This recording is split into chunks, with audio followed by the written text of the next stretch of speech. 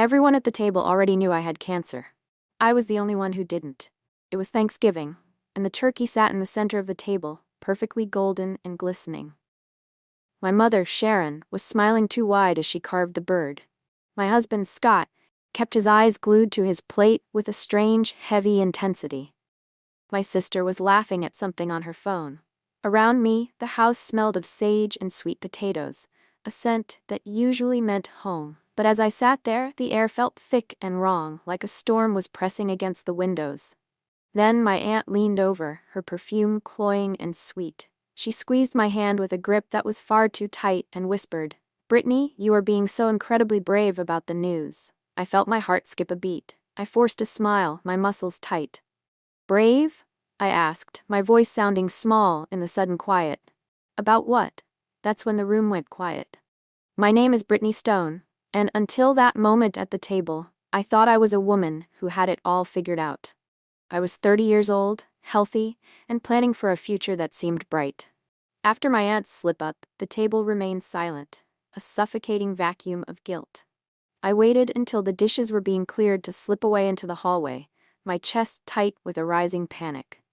I saw my sister's phone lying on the side table, the screen lighting up with notifications. I picked it up. There it was, a group chat titled Family Support that had been active for 4 long days. The very first message was from my mother, Sharon. "The doctor called me. It's stage 2. Don't tell Brittany yet. She'll spiral. Let's enjoy one last holiday before the storm hits." I stared at the words until they blurred.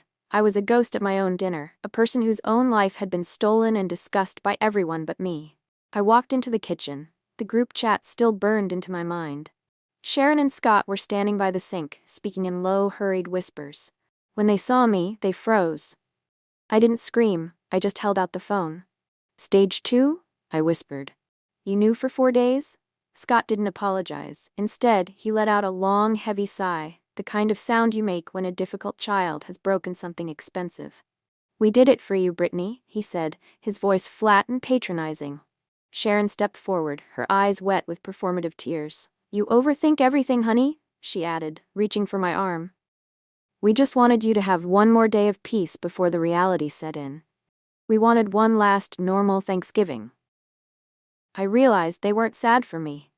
They were proud of themselves for their mercy. They had rehearsed my grief before I even knew I was sick. I didn't give them the satisfaction of an explosion. I turned on my heel, went to the guest room, and locked the door. While they whispered and knocked on the wood, I sat on the edge of the bed and opened my medical portal on my own phone. I had to see the truth. There it was, a message from the lab sent on Monday morning. My mother had been listed as my primary emergency contact since a minor surgery 3 years ago. She had intercepted the call from the clinic and spoken to the nurse for 10 minutes. She had told them that I was too distraught and emotionally fragile to handle the news myself and instructed them to funnel all information through her and Scott. They had locked me out of my own body. They had built a wall of lies around my health while I was busy making pumpkin pie. I wasn't just dealing with a secret. I was dealing with a takeover. The house was silent, but I couldn't sleep. At 4 a.m., I sat in the dark and called the on-call nurse at the oncology clinic. When she answered, she sounded confused to hear from. I asked her why. My intake appointment hadn't been scheduled yet. Her answer made the blood in my veins turn to ice. "Your husband called yesterday," she explained. "He asked us to postpone the intake and the first scan until after the holidays. He said the family needed time to process and that you weren't ready to face the clinical setting yet." My heart went cold and heavy. They weren't just protecting my feelings, they were actively delaying my medical treatment to keep their holiday pleasant and normal. Every hour that passed was an hour the cells were growing, yet Scott and Sharon had decided that a nice dinner was more important than my survival. I was no longer a person to them. I was a liability to their comfort. When the sun came up at 8 a.m., the house began to stir. I heard Sharon in the kitchen, probably making breakfast as if she hadn't betrayed her only daughter. I didn't go down. I didn't say a word. I packed a small bag, grabbed my car keys, and walked out the front door before they could stop me. I drove straight to the clinic. my hands steady on the wheel for the first time in days. I sat in the parking lot and went to work on my phone. I changed every single password: my email, my medical portal, my bank accounts. I walked into the clinic and asked for the HIPAA forms. With a shaking hand, I officially removed Sharon and Scott from having any access to my records. I filled out a revocation of access form, ensuring that no one could ever speak for me again. I wasn't just a patient anymore, I was a strategist. I was reclaiming my life from the people who thought they owned it. I knew I couldn't go back to the house yet, but I needed more information. I drove back an hour later, knowing they were out looking for me. I went straight to our shared home office and began searching through Scott's desk.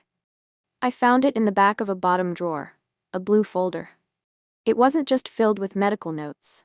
It was a life insurance policy update he'd started looking into 2 days ago, long before I even knew I was sick. He wasn't just managing my spiral or trying to give me a peaceful holiday. He was calculating the what-ifs and looking at the numbers while I was still sitting across from him eating turkey.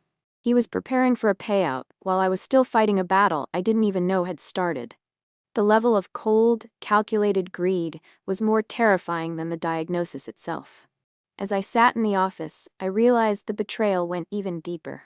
I logged into our joint emergency savings account, the one we had built over 5 years. The balance was 0. I tracked the transfer. 2 days ago, Scott had moved the entire balance, $40,000, into a private account I couldn't see. He had used the guise of simplifying things for my recovery to strip me of my financial independence. I called the bank, my voice trembling.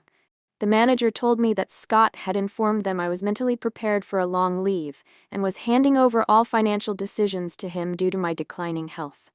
He had painted me as an invalid to the world so he could take control of my money. They had been planning my funeral and my financial ruin while I was laughing at the Thanksgiving table. Every safety net I thought I had been cut by the man who promised to love me forever. The next morning, I finally met my oncologist, Dr. Miller. He looked at me with a soft, pitying expression. I sat down and told him clearly, I never gave permission for Sharon or Scott to intercept my results or postpone my care. Dr. Miller's face turned from pity to a pale, shocked white.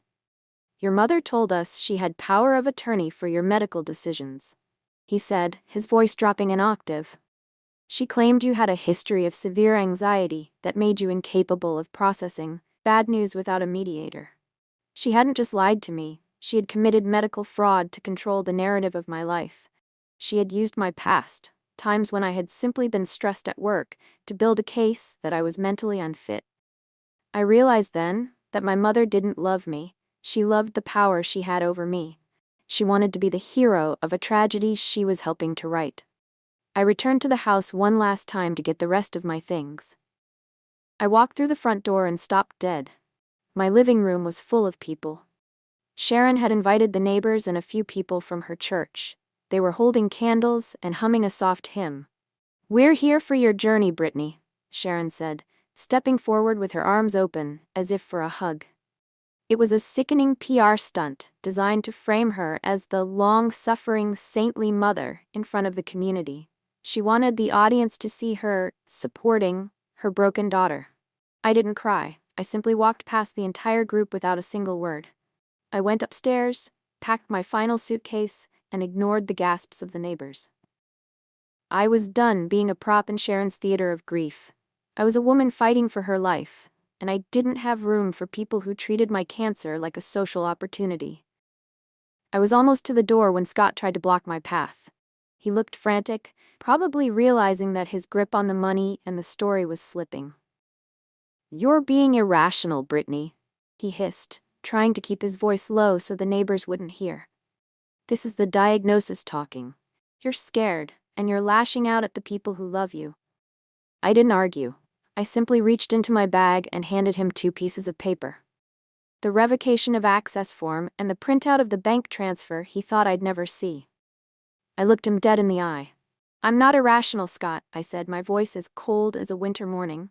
I'm independent, and as of 5 minutes ago, you are no longer my emergency contact. You aren't my medical proxy, and you are definitely no longer my husband. I pushed past him and walked out into the crisp air, leaving the candles and the lies behind me. Later that afternoon, Dr. Miller called me back. His tone was different now, professional and urgent. He had reviewed my new scans, the ones I had insisted on doing immediately. "Brittany, it's a good thing you came in when you did," he said. "If we had waited the 2 weeks your family requested for their holiday break, the tumor would have breached the lymph node wall.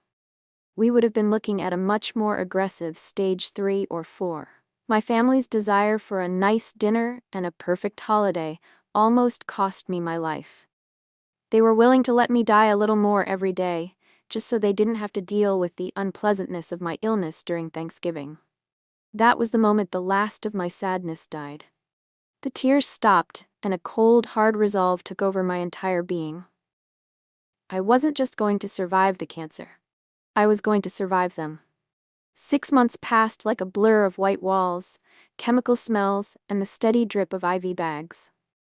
I am sitting in the treatment chair today, watching the sunrise through the hospital window.